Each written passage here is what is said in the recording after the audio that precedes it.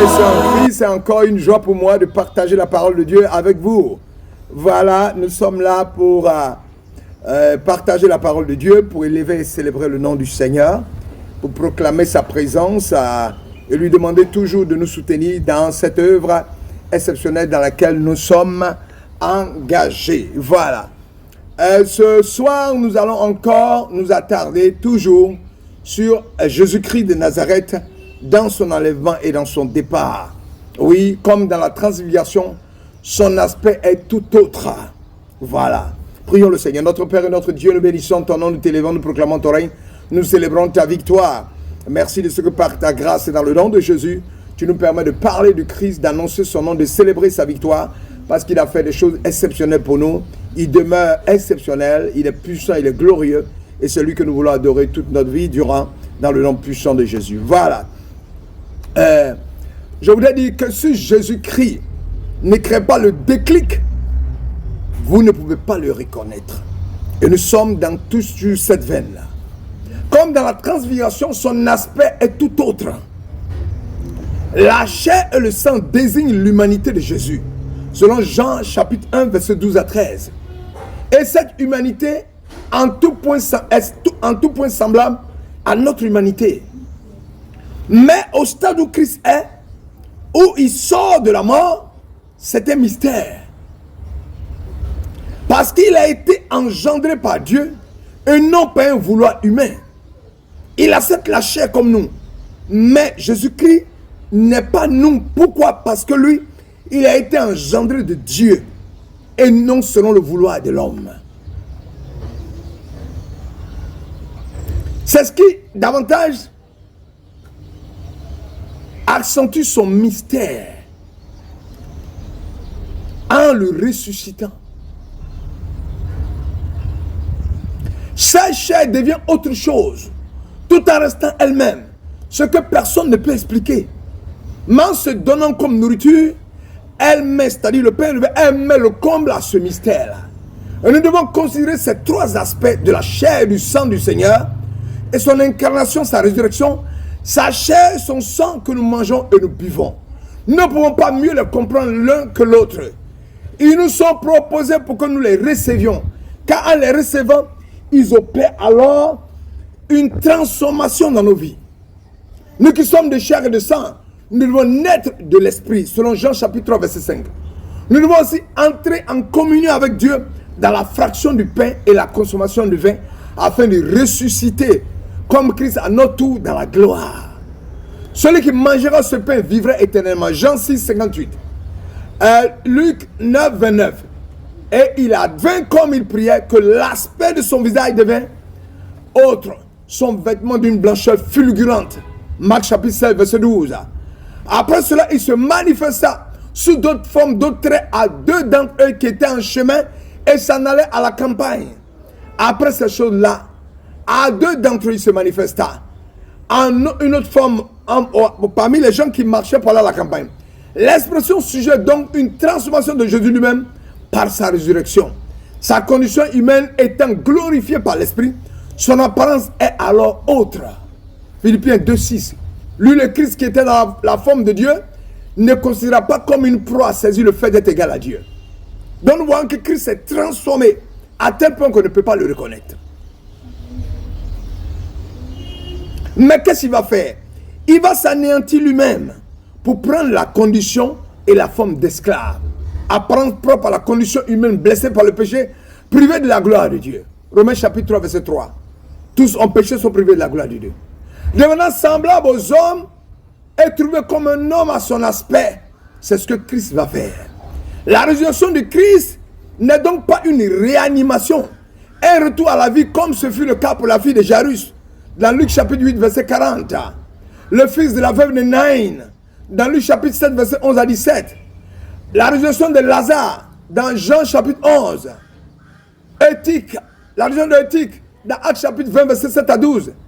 La vie dont on hérite est la vie nouvelle donnée par Dieu. L'humanité même de Jésus relève désormais de Dieu qui ne peut être connu que par les yeux de la foi. C'est au Seigneur d'ouvrir les yeux, l'intelligence, le cœur, oui, des êtres humains pour qu'ils puissent le voir. L'évangile de Luc, lorsque l'homme quitte l'espace et le temps humain pour entrer dans une autre dimension, le monde de Dieu, c'est-à-dire la dimension du monde de Dieu, il hérite d'une vie radicalement nouvelle.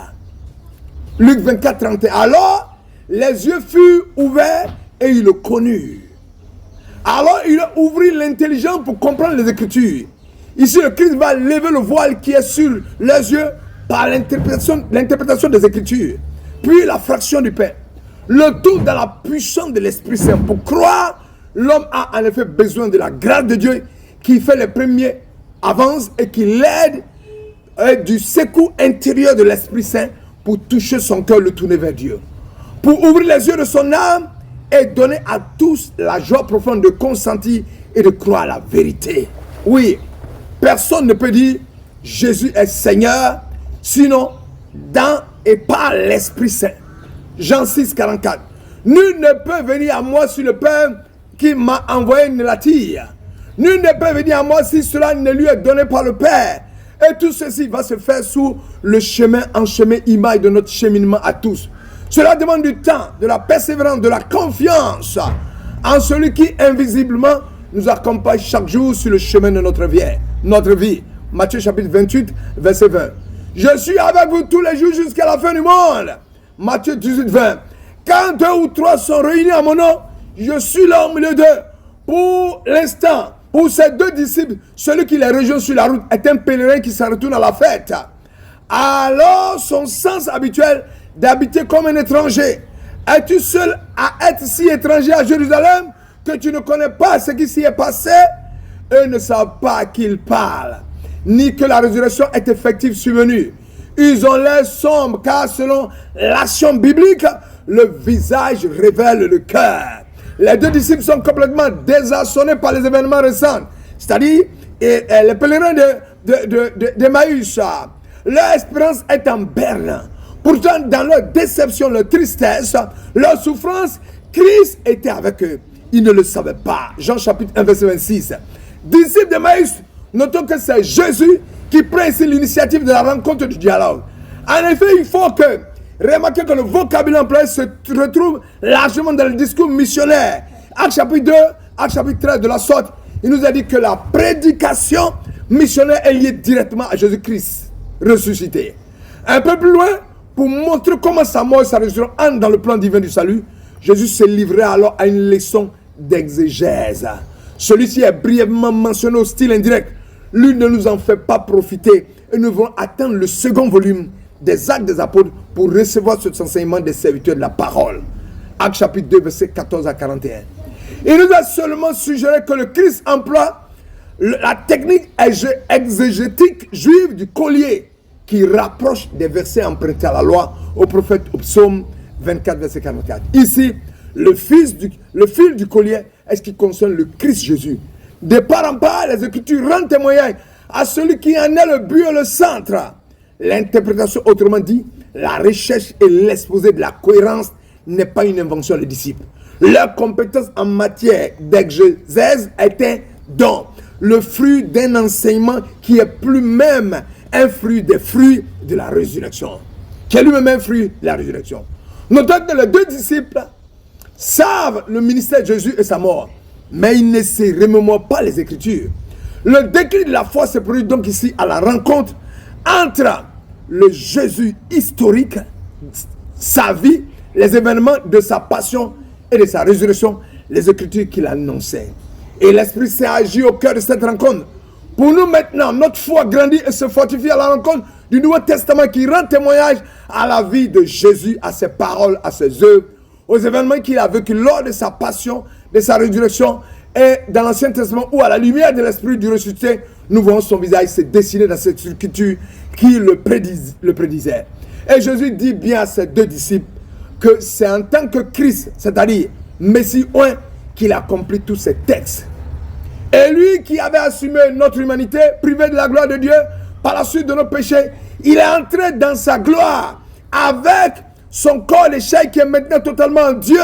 Le même est pourtant tout autre, car il participe pleinement à l'être de celui qui est le tout autre. Et c'est ce tout autre en chair glorifiée qui se manifeste aussi aux yeux des disciples. Oui, Après cette expérience, ils le reconnaîtront tel qu'il est. Mais jusqu'à présent, les disciples avaient tout d'abord connu comme étant Jésus de Nazareth. Ils n'avaient perçu en lui qu'un prophète puissant en œuvre, en parole, devant Dieu et devant tout le peuple. Voilà ce qu'ils vont connaître. Et c'est Jésus peut être légitimement appelé un prophète. C'est bien ce qu'il fera lui-même. Jésus est habitant de Nazareth, juste après avoir lu Ésaïe 61, 1, 2, et s'est présenté comme ce texte comme étant un prophète, comme Isaïe. En vérité, je vous le dis, aucun prophète n'est bien reçu dans sa patrie. Celui qui dit ça. Alors que l'Éternel vous bénisse, nous venons de voir derrière le mystère de la mort et de la résurrection de Jésus, ce que Jésus est, un puissant en gloire, avant de monter vers son Père. Que l'Éternel vous bénisse, que sa grâce soit manifestée, nous puissions voir la main puissante de Dieu être avec nous dans le nom puissant de Jésus-Christ de Nazareth. Soyez bénis, chers frères et sœurs, nous continuons toujours le mystère du déclic de la puissance de Dieu, pour nous amener à entrer en contact avec Christ. Si le Père ne vous attire, si le Fils ne vous attire, vous ne pouvez pas rencontrer le ressuscité. Soyez bénis en vos rangs et qualités dans le nom de Jésus. Père, bénis mon frère et ma soeur, afin qu'ils puissent te connaître, toi le vrai Dieu, et te célébrer à jamais. Au nom puissant de Jésus. Alléluia. Amen.